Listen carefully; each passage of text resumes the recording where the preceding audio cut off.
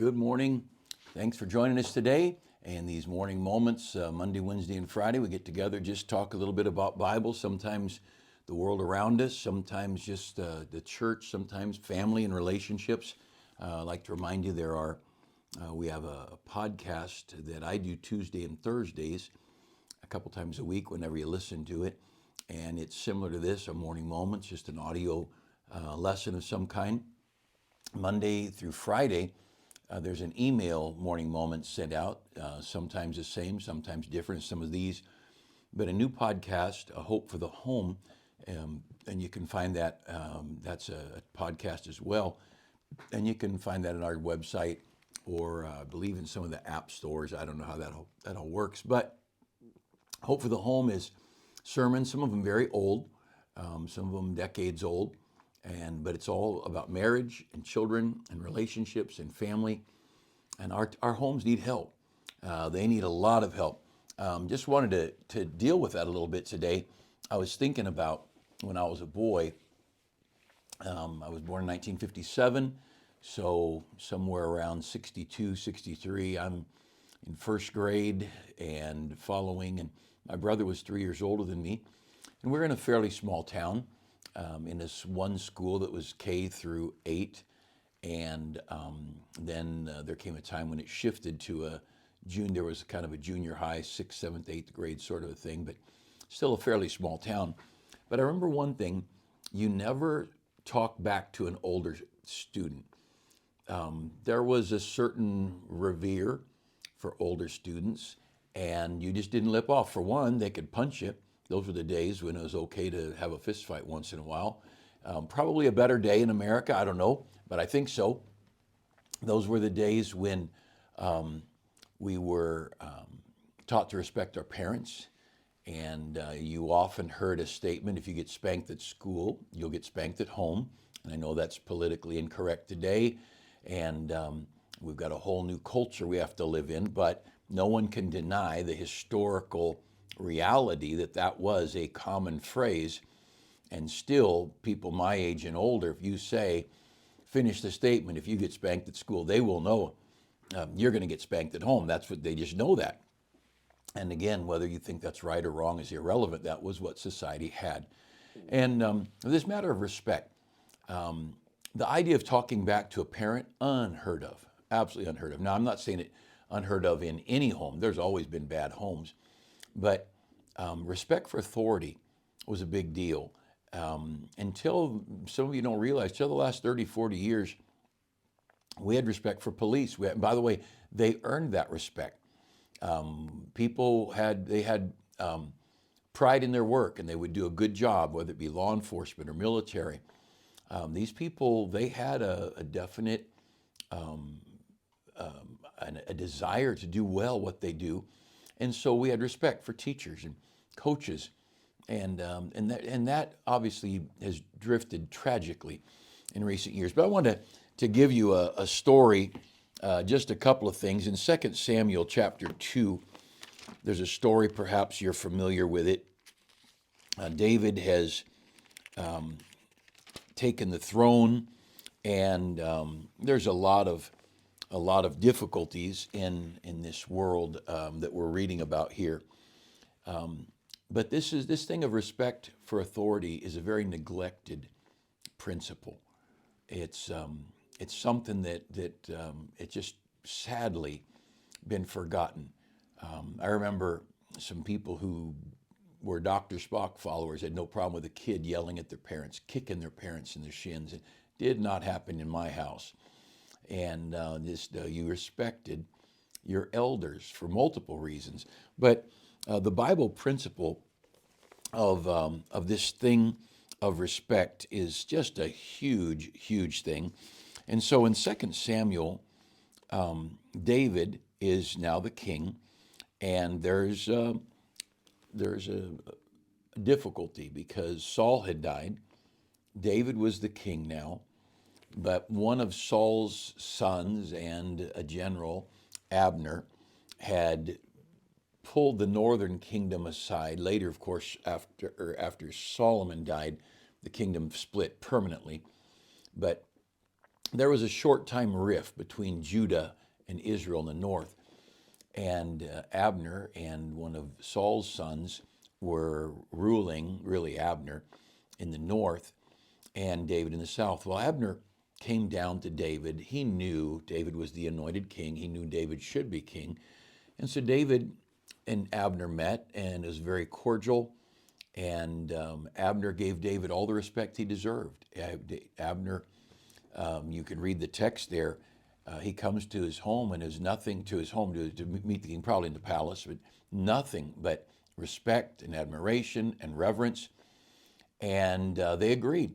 Abner's going to go home and he's going to use his influence to unify the north and the south under David's leadership.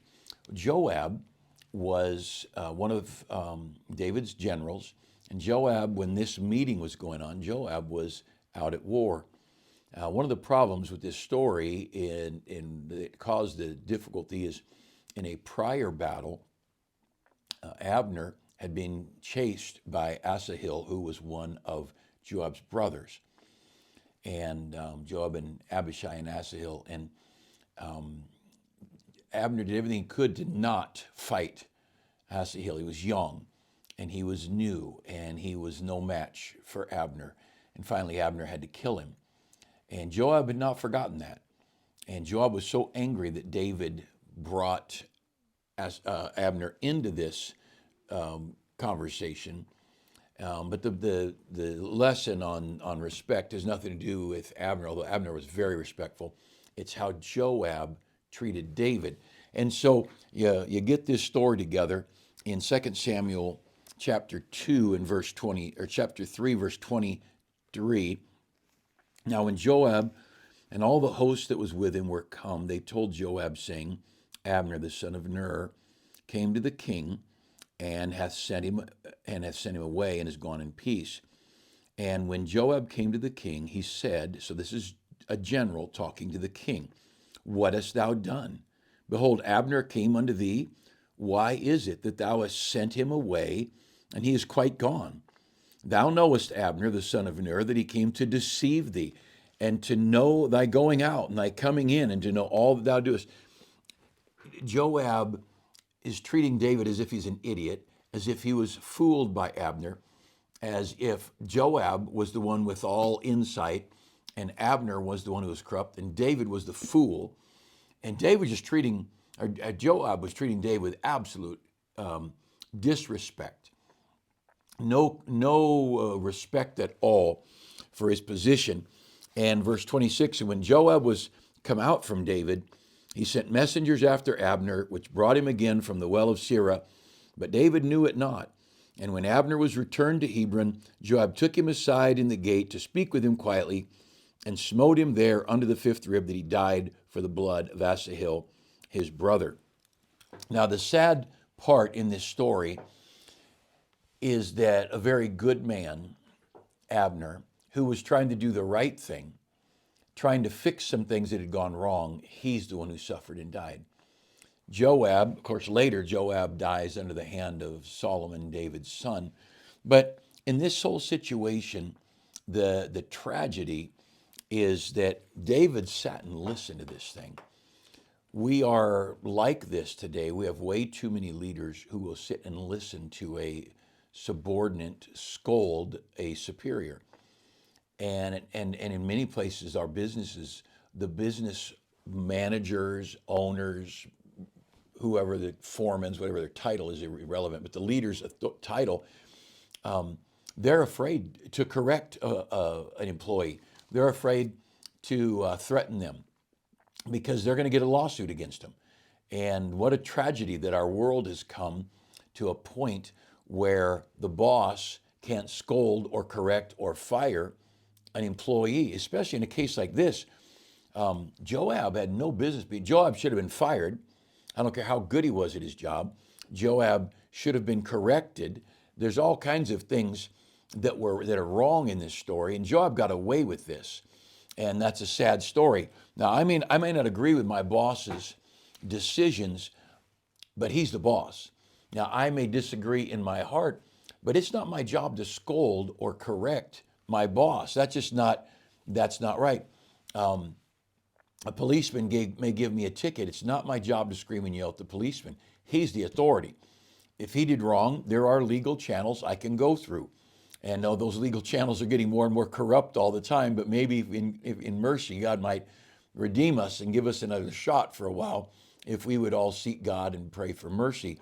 But it's not my place when a child scolds and corrects and we had a story came to me, I don't know all the details, but a nursery worker said they're dealing with that little toddler nursery, 18-month to 2-year-old kids, and the nursery worker told the child stop doing that, whatever it was, and the child just held their hand up and said stop, stop, stop. I could not believe it that a toddler was telling the adult to just shut up. And oh, it was unbelievable. And I just can't even imagine. I tremble to think what would happen if I'd have said that to my mom or my children to my wife. But where it's a mess, and a child has no right to scold or to correct or to rebuke a parent because there is a chain of command God set up. Just to be very candid, the wife, it's not uncommon for a wife in our culture to treat a husband as if he's a child, to correct him, to scold him, to rebuke him. And I think, how does that, over in Ephesians 5, it says the wife see that she reverence her husband. How does that fit with that? That is unscriptural. That's a tragic thing. And I personally believe that a husband has no right to treat a wife as a child. There's a parent and there's a child, then there's a spouse.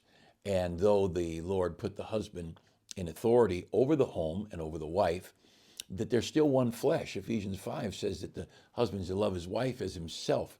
And so the husband may need to say, here's how we're going to do this, or he may need to, they talk something over and he's the one who's going to make the decision because he's going to face God for that decision. But I have no right to treat my wife like a child. She's not a child, she's an adult. I married her, she's one with me. And there ought to be this mutual respect. She should treat me with the respect of a God-ordained leader, and I would treat her with the respect of one flesh and one who's the same. And it's just it's a tragic story that we're facing in America where there's so little respect for authority. And to be honest, I think our culture, we're getting leaders who don't respect the positions they have. They don't respect who they are. And there's some presidents and there's some people in political office. They walk in and they understand the great position they hold and the great privilege it is to be in a position of authority.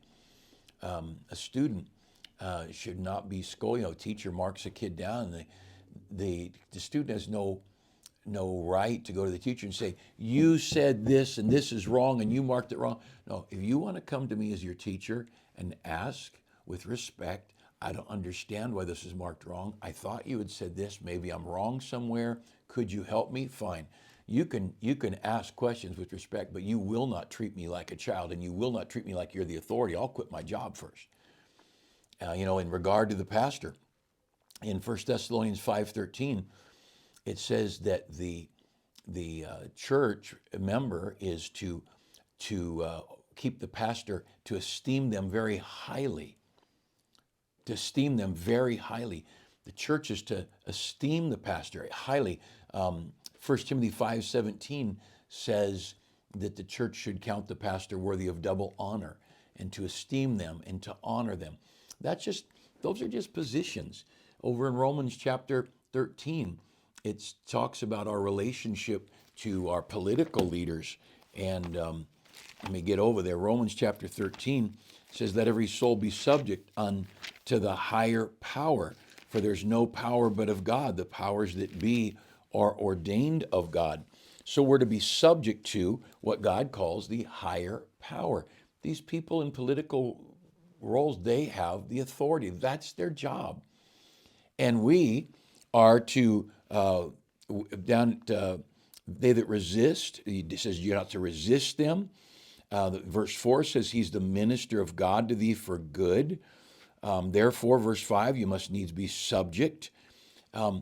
There's all kinds of scripture that establishes authority and leadership, and we are to treat those over us, whatever it might be, whether it be a boss, or whether it be a parent, or whether it be the wife or the husband, the pastor over the church, the political leaders. We're to treat them with respect, to esteem them. And this very thing, nobody's, not nobody, but this kind of truth is not being taught in the world around us. And I just thought to you who are parents, I would not, we rarely had TV on in our house. We were so careful. And I think we got way too much TV and way too many video games. But you do what you want with it. If you do TV and video games, when we did at one point have some things, we had an hour limit, an hour a day. And so you might play a video game for 30 minutes. We might watch a 30-minute, an old black and white rerun or whatever. Well, then you know what? The TVs can't go on. No screens can go on till tomorrow. And if we as a family sit down and watch a 2-hour movie together, we got some old, what we think is a decent movie, if there are such a thing, no TV or screens, no video games for 2 days, because we just killed it with that 2-hour movie. But have some limits on your children and your own family. Boy, football season's pretty rough with that. But I wouldn't let my children watch a show where the kids are disrespectful to authority, where the kids sneak around and lie and deceive. And I know there are people really like the Huck Finn, those old stories of Mark Twain. I have a little problem with Huck Finn, with his attitude towards work, his attitude towards authority, his attitude toward honesty. And and that may be very realistic to the world in that day. I don't know, but I would be very guarded about letting your children get this thing. It's not uncommon for many years, books and movies, where the parents say, no, we're doing this, and the child goes off and does what they think's right, and the parents get caught by the Indians or in a landslide or whatever, and the kid comes around, and because the child obeyed and sidestepped the authority, now the child is the hero and saves the day. No, we're not watching those kind of shows, not in our house. Not going to happen, because that's not true, and that's not realistic, and most importantly, it's not scriptural. Now, if you expect to have God's blessing on our homes and our churches and in our country, we've got to go back to biblical principles. And one of those biblical principles is respect for authority. So there's something that you can pass around and help me be more popular with a small crowd and less popular with a big crowd. But I hope we'll regain a little bit of that respect. Don't let your children or those under your authority treat you with disrespect. Shouldn't be. Now, when I started our church, someone commented on this the other day and asked me about it. When I started our church, I told my wife, if this church ever comes between you and me, you let me know and I'll resign. What I did not say is she could be in charge of what kind of a church we went to, or that she could be in charge of what I did as a career. But if I could not be a pastor and have a good marriage, then I wasn't going to be a pastor. But I'm still going to pick the church I attend. I'll go to a fundamental Bible-believing Baptist church, settled. I'm going to go to a church that has soul winning and buses if it's any way possible. And that's the kind of church I'm going to go to. I'm not going to tell my wife where she has to go to church. She's an adult. She can go where she wants. But this is where I'm going. And when we had children, my children would go with me, because I'll face God accountable for where my children go to church. But when I said that I would not let the church come between me and my wife, that didn't mean I drop out of church to please my wife, or that I go to some rock and roll church to please. I've had several men in our church say, I love you, Pastor. I love you, the church here. I love the preaching, but my wife likes the music down at the rock and roll place. Or my teenagers like the music down at the rock and roll church. Well, fine, go where you want. But my teenagers don't pick my church, and my wife doesn't pick my church. And by the way, I'll pick the church I go to. And if my wife chose another church, now I couldn't be the pastor anymore, obviously. Can't be the pastor of this church when my wife attends that church. But I'm still going to pick the church I go to. I have to do that. I'm an adult. I'm a human being. But I'm going to treat my wife with utmost respect. And I don't even think we should treat our children with disrespect. I think to scold and to yell and scream at our children in public is so disrespectful. That child deserves respect. Treat them, if you're going to discipline them or correct them, do it privately. Do it. I don't want to be screamed at in front of all the other employees. Take me into your office. If you're the boss and you want to yell at me, okay. But do it privately. Do it with respect. We've lost respect in general. But I do think this thing of respecting authority is a very vital part of our country. If we're not going to have anarchy, we have to have authority. If we're not going to have lawlessness, we have to have leaders and a chain of command. And it's just a hard thing, isn't it? But it's how God set it up.